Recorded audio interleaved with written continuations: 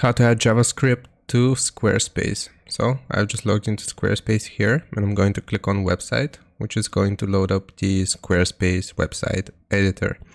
Now, if we want to add JavaScript code to our Squarespace website, first we'll click on edit.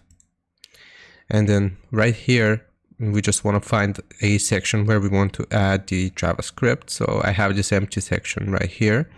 So what I'm going to do is I'm just going to add block, and we want to search for code and get this one, or click on this option here for code. Now once selected, it's going to look like this. I will obviously position it where I want my JavaScript to appear.